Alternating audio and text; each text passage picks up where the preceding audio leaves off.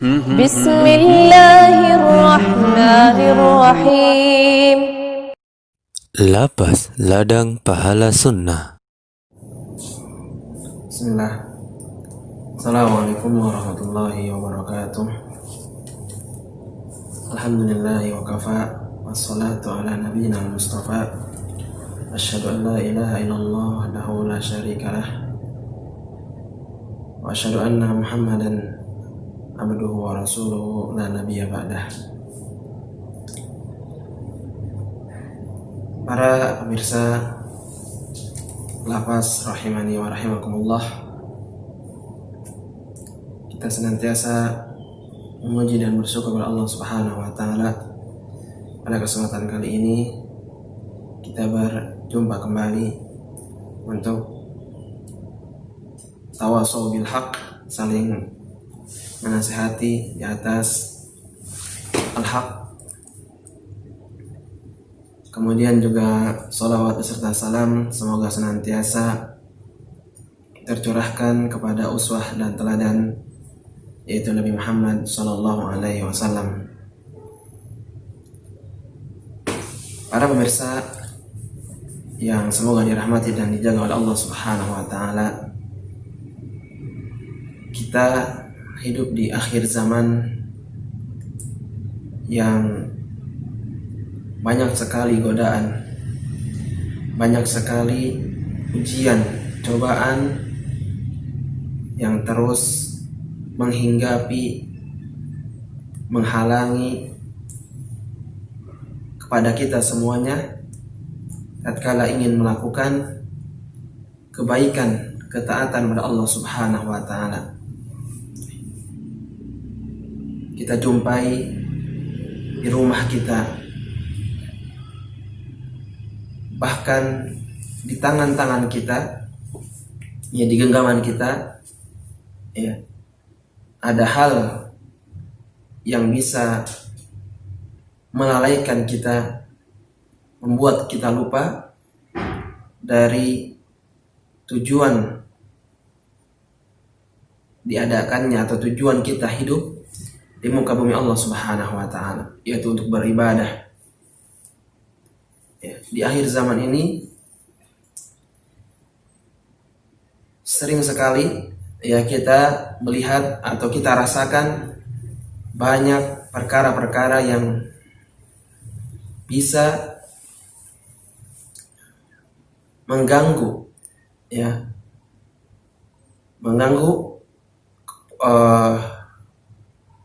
mengganggu pikiran, fokus kita di dalam beribadah kepada Allah Subhanahu wa taala.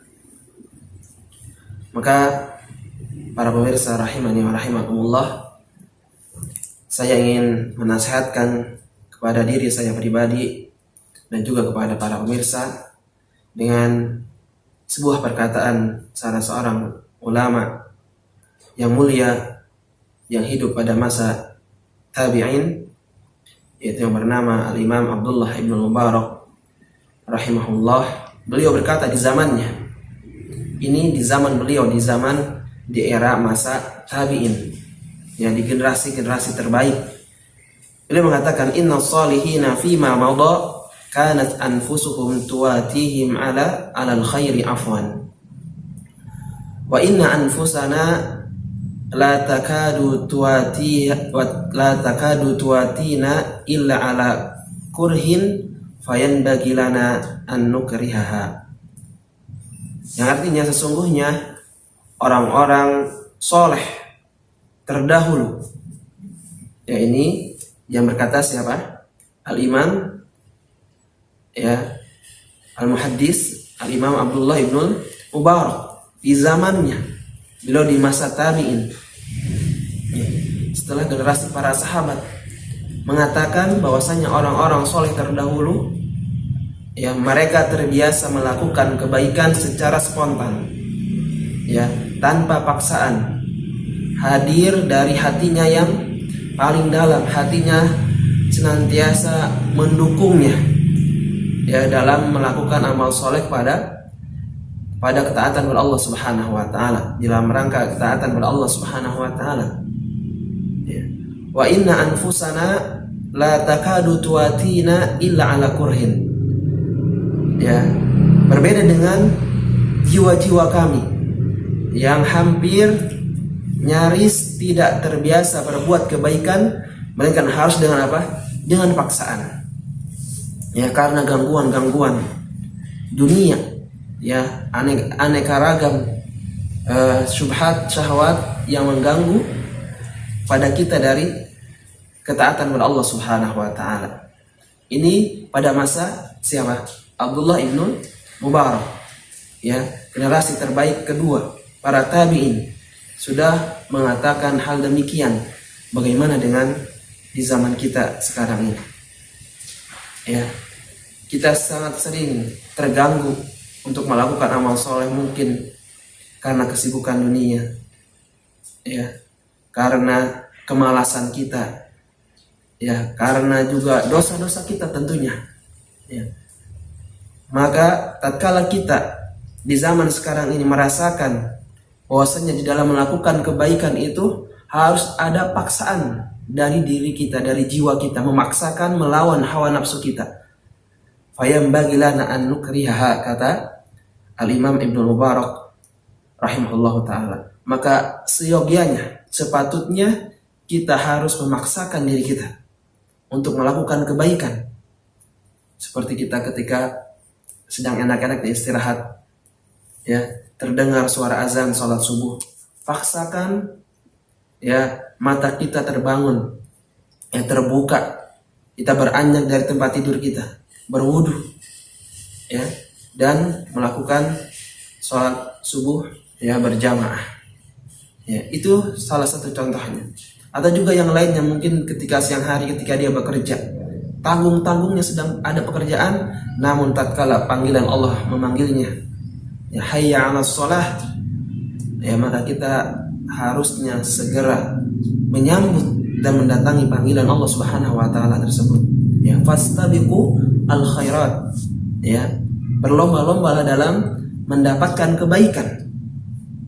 Ya, itulah, ya, bagaimana seorang ulama yang mulia pada masanya, yaitu pada masa tabi'in, mengatakan hal demikian, ya, apalagi di masa kita sekarang ini, di akhir zaman, ya, di puncak-puncaknya, ya, banyak bertebaran gangguan-gangguan dari mulai syahwat maupun subhat, ya. Karena dari itu, para pemirsa rahimani wa rahimakumullah, senantiasalah kita, ya, meminta perlindungan dan bantuan pada Allah Subhanahu wa taala agar hati kita ini senantiasa dicondongkan kepada ketaatan kepada agama Allah Subhanahu wa taala. Ya muqallibal qulub, tsabbit qulubana ala dini. Ya zat, wahai zat yang membolak-balikan hati, kokohkanlah hati kami di atas agamamu. Ya musarrifal qulub, wahai yang memalingkan hati, maka sarrif qulubana, ya Allah, palingkanlah hati kami ala ta'atik, di atas ketaatan padamu. Dan juga doa Nabi sallallahu alaihi wasallam yang diajarkan pada, ya, sahabiyun jalil Mu'adz bin Jabal, la tada'anna dubura kulli salatin Allahumma a'inni ala dzikrika wa syukrika wa husni ibadatik. Jangan pernah engkau tinggalkan di akhir salat engkau untuk berdoa kepada Allah, Allahumma a'inni, ya Allah, bantulah diriku, ala dzikrika, untuk senantiasa berzikir, senantiasa mengingatmu, wa syukrika, senantiasa bersyukur, wa husni ibadatik, dan senantiasa menyuguhkan, menghaturkan segala bentuk ibadah yang terbaik. Mudah-mudahan para pemirsa rahimani wa rahimakumullah, kita senantiasa diberikan hidayah dan taufik oleh Allah Subhanahu wa taala untuk mampu melakukan amal soleh hingga akhir hayat kita, hingga kita berjumpa dengan Allah Subhanahu wa taala. Aqulu qouli hadza wa nakhtatim bi du'a kafaratil majlis. Subhanakallahumma wa bihamdika asyhadu an la ilaha illa anta astaghfiruka wa atubu ilaik. Wassalamualaikum